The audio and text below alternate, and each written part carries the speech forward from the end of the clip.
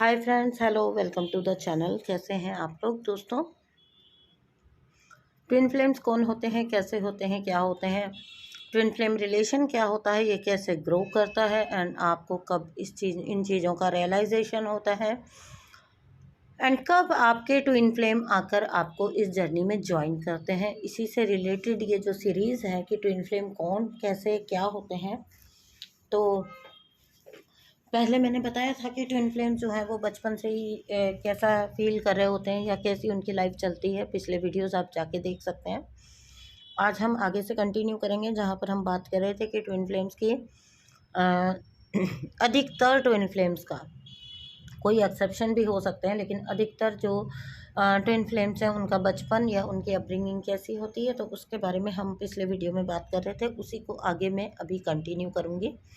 सबसे पहले एक बात दोस्तों, अगर आपको वीडियोस पसंद आ रहे हैं प्लीज़ वीडियो को लाइक करिए एंड चैनल को सब्सक्राइब करिए और प्लीज़ कमेंट ज़रूर करके जाया करिए, जिससे बहुत मोटिवेशन मिलता है दोस्तों। अगर मैं आपकी करती हूँ पर्सनल रीडिंग्स, अगर आपको भी पर्सनल रीडिंग बुक करनी है मेरे साथ, मैं करती हूँ आपकी twin flame, soulmate and karmic reading and other general readings.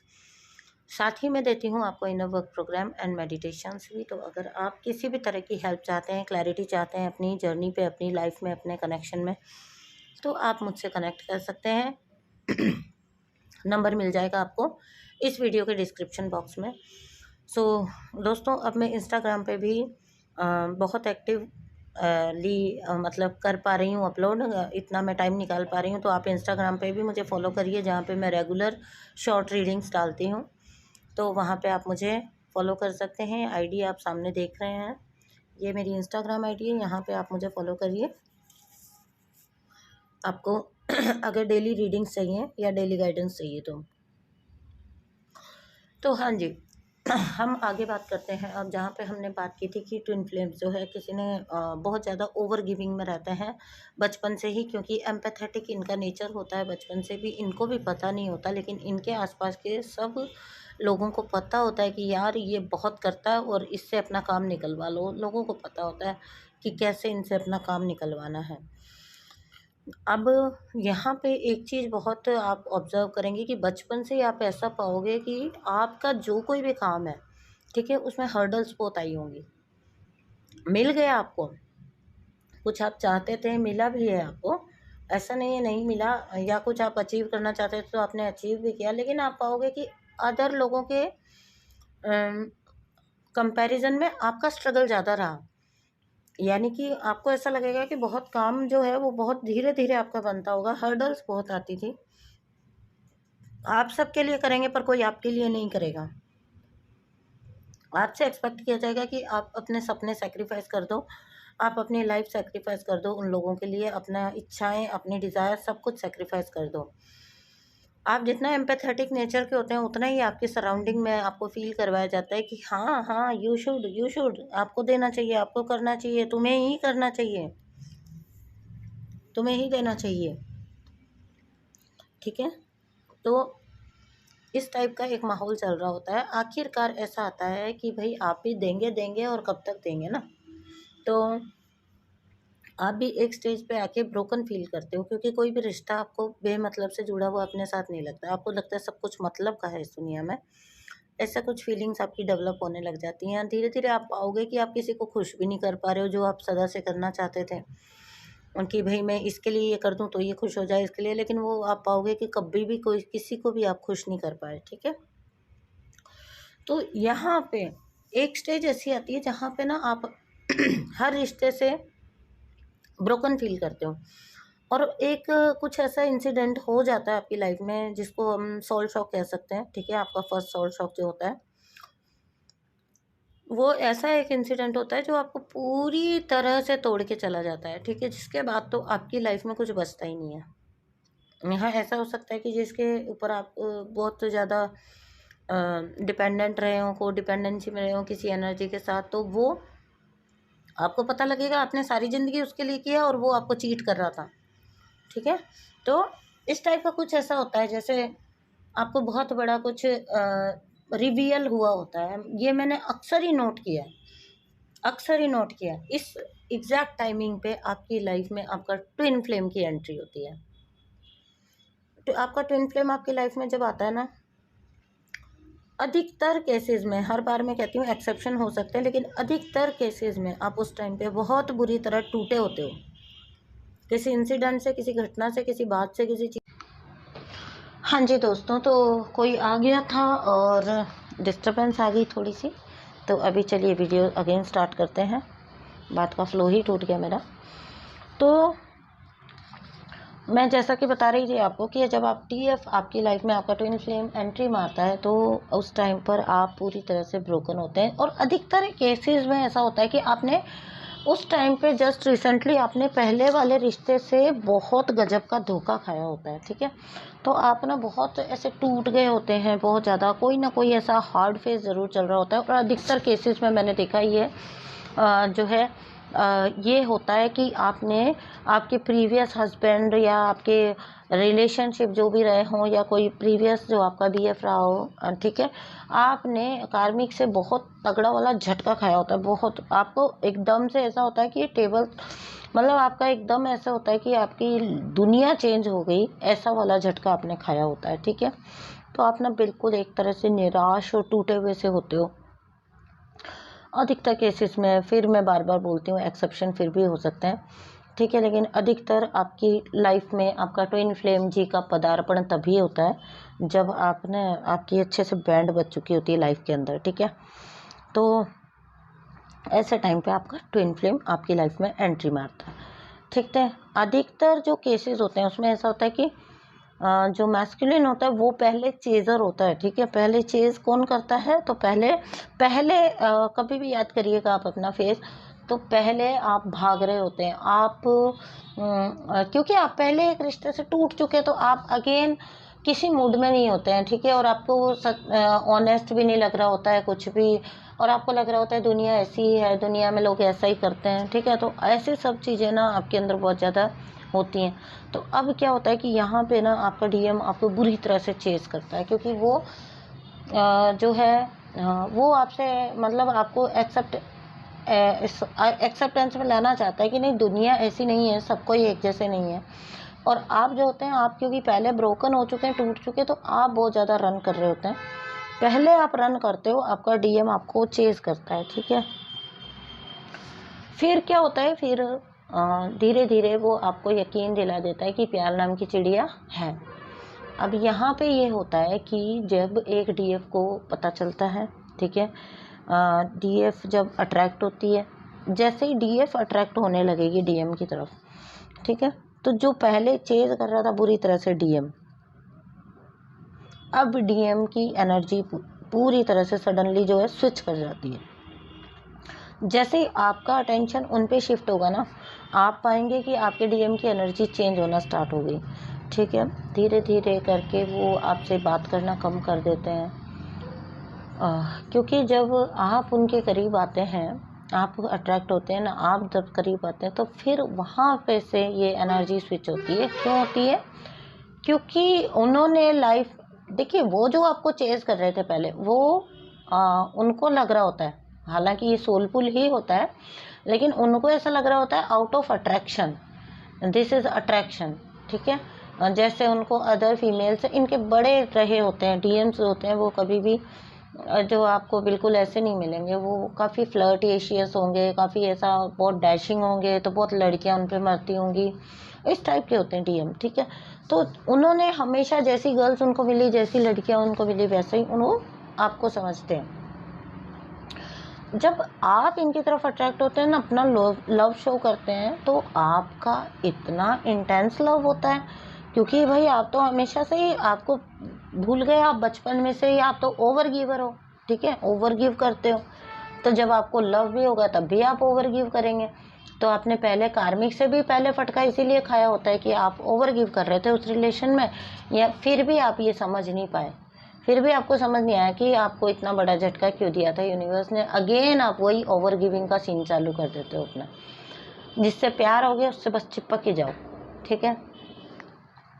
तो यहाँ पे आप जो है जब आप लव के थ्रू उनकी साइड जाते हैं तो फिर वो घबरा जाते हैं, क्योंकि इंटेंसिटी इतनी ज़्यादा होती है and DM energy suddenly switch करती है और रन करना स्टार्ट कर देती है, धीरे धीरे बात करना कम कर देगी, क्योंकि आपके जैसा एनर्जी उन्होंने कहीं फील नहीं की है।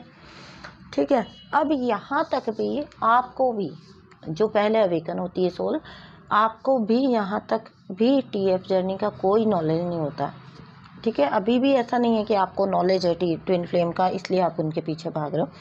आपको बस ये फील होता है कि लव, और जब आपको लव होता है तो लव से जुड़े हुए जो आपके परसेप्शन होते हैं कि अब हर वक्त हमें साथ ही रहना है और हम पता नहीं कौन से सातवें आसमान पे ही रहने वाले हैं सदा, मतलब आपके बहुत बहुत, सच बता रही हूँ, बहुत बहुत एक्सपेक्टेशंस वैसे वाले होते हैं जो कि अनरियलिस्टिक होते हैं। ठीक है, हर वक्त ही अवेलेबल एक दूसरे के लिए रहना चाहिए, प्यार करने वालों को एक साथ ही रहना चाहिए, अपनी सारी बातें शेयर करनी चाहिए। यहाँ से डीएम आपसे घबराना स्टार्ट कर देता है। ठीक है, अब होता यह है कि आप दोनों ही स्ट्रॉन्ग पुल तो फील कर रहे हो ना एक दूसरे के लिए। ठीक है, तो अब आप लोग यहाँ से स्ट्रॉन्ग पुल भी फील करोगे, लेकिन अंदर ही अंदर आपका पर्सन एक तरह से आपकी एनर्जी से थोड़ा रिपेल होना स्टार्ट हो जाता है, घबराना, दूर भागना स्टार्ट हो जाता है। ठीक है, और यही टाइम होता है जहाँ से सेपरेशन की स्टार्टिंग होती है। ठीक है, अब यहाँ पे ये बात ध्यान रखिए कि जब आप इतना ओवर गिव कर रहे हैं ना, तो इसीलिए कुछ लोगों का बबल फेज बिल्कुल इतना सा होता है, छोटा सा बबल फेज आता है। ठीक है, बबल फेज 15 दिन का भी हो सकता है और 15 दिन से लेके 2 या 3 महीने तक का हो सकता है, हद से हद। उस 2-3 महीने में भी ऑन ऑफ चालू हो जाता है। अधिकतर लोग समझते हैं उस रिश्ते की जितनी लंबाई, बबल फेज की जितनी लंबाई, आप पाएंगे कि पीछे देखेंगे तो आप पाएंगे कि उसमें भी वो ऑन ऑफ चालू हो चुका था। ठीक है, तो कोई मतलब जिसको कहते हैं ना एवरी टाइम अवेलेबल सोलमेट्स की तरह कुछ पुचू करते रहना, वो वाला फेज तो बहुत लंबा चलता ही नहीं है इनफैक्ट ट्विन फ्लेम्स में। कभी पहले एक पीछा कर रहा था, फिर एक अट्रैक्ट होता है तो दूसरा जो है फिर दूसरा पीछा करने लगता है, तो फर्स्ट वाला जो है उसकी एनर्जी बिल्कुल स्विच होकर वो बिल्कुल डिस्ट्रैक्ट होने लग जाता है। ठीक है, तो यहाँ पे होता है धीरे धीरे चीज़ें अलग मोड़ लेना स्टार्ट कर देती हैं। कई बार ऐसे में थर्ड पार्टीज़ आ जाती हैं। ठीक है, थर्ड पार्टी आपकी साइड से भी हो सकती है, थर्ड पार्टी अधिकतर डीएम की साइड से होती है, क्योंकि डीएम का हमेशा कर्मा बहुत ज़्यादा होता है। डीएम अपना बहुत ज़्यादा कर्मा पैकेज लेके आए होते हैं। आप पाएंगे आप अवेकन हो जाते हैं, आपको तो बहुत जल्दी अवेकनिंग हो गई, आप अवेकन भी हो गए, फिर आपको सोल सेल्फ भी समझ आ गया, फिर आपने लोगों को ओवर गिव देना भी बंद कर दिया, फिर आपने लोगों से अपनी एनर्जी को डिटैच भी कर लिया, आप बहुत जल्दी सेल्फ लव में आ गए। डीएम जो होता है ना, इसका बहुत कर्मा पैकेज होता है, ये स्टार्टिंग से ही सर्व कर रहा होता है सब।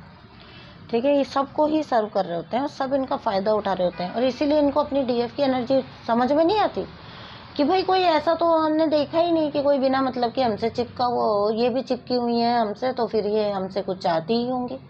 ठीक है, तो वो ऐसा सोचते हैं, उनको डाउट रहता है अपनी डीएफ के ऊपर, उनको डीएफ ऑनेस्ट, जो डीएफ की ऑनेस्ट एनर्जी उनको दिख रही होती है, इंटरनली उनके ये डाउट चल रहा होता है कि नहीं नहीं नहीं, कोई इतना अच्छा कैसा हो सकता है, इनका भी कोई ना कोई मतलब होगा जिसकी वजह से ये मुझसे जुड़ी हुई है। ठीक है, इसीलिए डीएम जो होते हैं वो डीएफ को उतना ट्रस्ट नहीं करते हैं स्टार्टिंग के फेजेस में, बहुत बिल्कुल ट्रस्ट नहीं करते हैं। उनको ऐसा लगता है ये भी मतलब के लिए, जैसे पूरी दुनिया मेरे से कौन प्यार करता है, मेरे पास कौन आता है, मुझे तो लोग, ठीक है मुझे बना ही मैं इसलिए हूँ कि मैं इसका भी कर दूँ, उसका भी कर दूँ, उसका भी कर दूँ, तो ये भी मेरी तरफ इसीलिए इतना अट्रैक्ट हो रही है, इनका कोई ना कोई मेरी साइड मतलब है।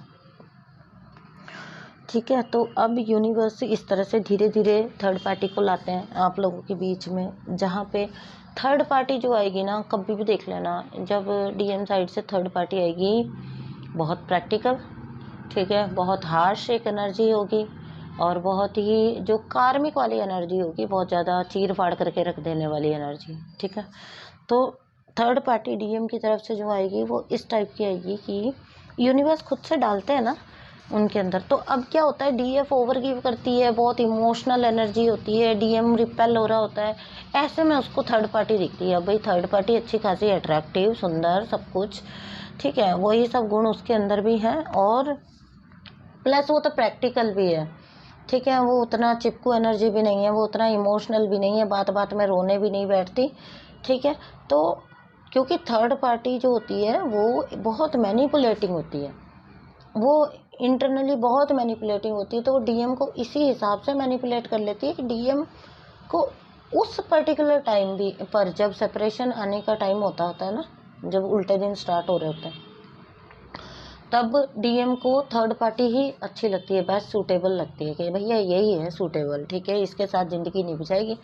उसका क्या करूँगा, वो तो प्यार की ही दुनिया में जीती है, वो तो दुनियादारी को समझती ही नहीं है, डीएफ को ऐसा मानते हैं, उसके साथ लाइफ पॉसिबल ही नहीं हो पाएगी। फिर बहुत सारे केसेस में ऐसा होता है कि डीएफ की एज ज़्यादा है, डीएफ मैरिड है, दोनों के अंदर एज गैप बहुत ज़्यादा है, या दोनों ही मैरिड है, तो डीएम सोचता है डीएफ की साइड तो कुछ उसको देखने में वैसे भी आउटकम मिल नहीं रहा होता है, दिख नहीं रहा होता है, तो वो सोचता है क्या करना है इस चीज़ को बढ़ा के, वहीं पे स्टॉप लगा दो इसको। हाँ, बहुत हाई लेवल का, नेक्स्ट लेवल का अट्रैक्शन है, पता नहीं क्यों है, लेकिन हटाओ ना, क्योंकि 3D में ये एनर्जी मुझे सर्व नहीं कर सकती, डीएम को सर्व नहीं कर पाएगी डीएफ एनर्जी।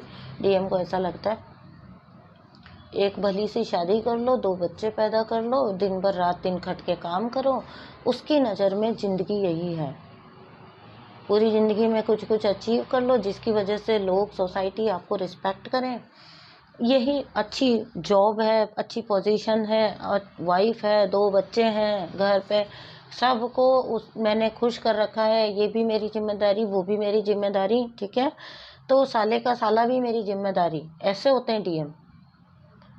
वो not only third party, not only साला जी के साला जी भी मेरी ही जिम्मेदारी है, इस टाइप के होते हैं डीएम।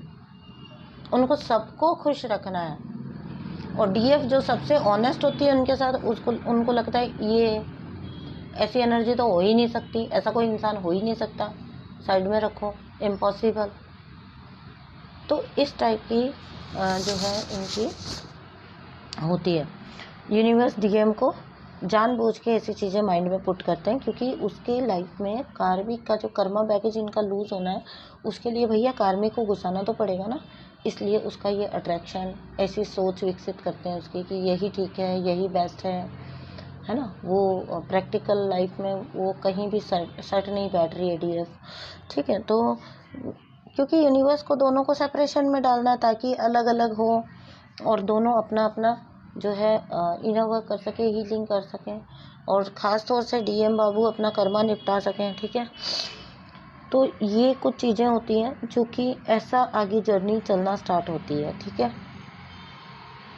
यूनिवर्स पुट करते हैं डीएम के माइंड में, डीएम हर जगह से आपको ब्लॉक करना स्टार्ट कर देता है ना, आपको हर जगह से वो हटाना स्टार्ट कर देता है, आप जहाँ उसको चेज़ करते हुए जाएंगे वो वहीं से आपको हटा देगा, ऐसा होता ही है, और ये करवाते हैं यूनिवर्स, ठीक है, क्योंकि कहीं ना कहीं आपको अलग करना है, क्योंकि आप बहुत ज़्यादा दे रहे हो इस रिश्ते में, और यूनिवर्स नहीं चाहते, क्योंकि आपका पोटेंशियल आप खुद नहीं पहचान रहे हो, ठीक है। तो यूनिवर्स नहीं चाहते कि आप किसी को भी ओवर गिव करो, चाहे वो आपका काउंटर पार्ट है, तो इसका मतलब ये थोड़ी ना है कि आप सर्व करते रहोगे, यूनिवर्स को तो ये बात पता है, तो यूनिवर्स वहाँ से आपको हटाते हैं, इसलिए यूनिवर्स आपको बहुत बड़ा वाला तगड़ा वाला झटका अपने डीएम से दिलवाते हैं।